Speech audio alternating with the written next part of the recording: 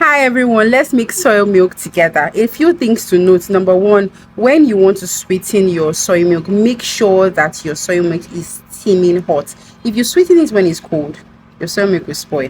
This is because soy milk is very volatile. If you have any questions, please leave comments and I will respond. Bye. Let's go. You go ahead to soak your soybeans for 8 hours. Off camera, I've done that. Then I proceed to wash it the way I would wash my beans for moi moi. The reason I do this is because I do not want my soy milk to spoil easily or curdle up. Soy milk is very volatile and can curdle up or spoil at any slight disturbance of microorganisms or bacteria. Then I put it on the fire and I cook it for like 12 to 15 minutes. Again, I'm doing this so it's not going to spoil easily. This is some of the chaff that I've removed from it. I use this cloth, two cloths, one for sieving, the other for the final sieving to ensure it's smooth milk. Now, when I see these foamy bubbles on top of my beans, I know it's ready to process.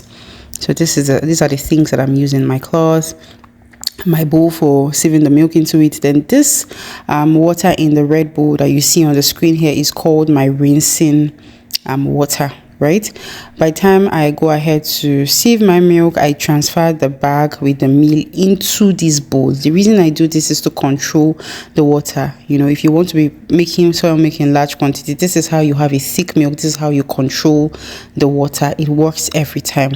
I'll proceed to show you what I mean by that. By the time you sieve it into this bowl, I take my bag and I transfer it into this rinsing water. The reason I do that again is to control the water and have a thick milk consistency. You don't want soy milk that is not thick.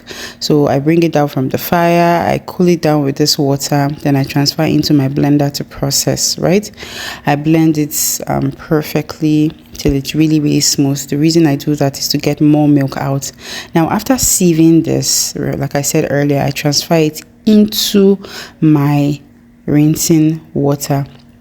This water will still be part of my milk because this is what I would now use to blend other milk. Now, this is the rinsing water and this is me using that water to blend the soy beans as opposed to like introducing fresh water.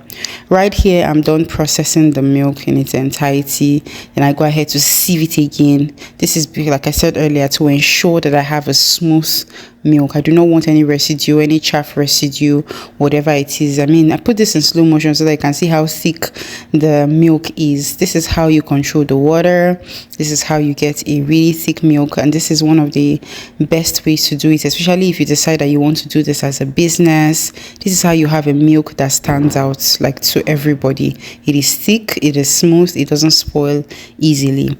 Now I go ahead to put this on the fire and I cook it for about 20 minutes until it boils. Then I remove this cordy looking fat thing from the surface when it's cooled down. Then I proceed to sweeten my milk. I usually use condensed milk because it's like all in one. It has sugar, it has extra milk, and right here my milk is ready. This milk is amazing and healthy.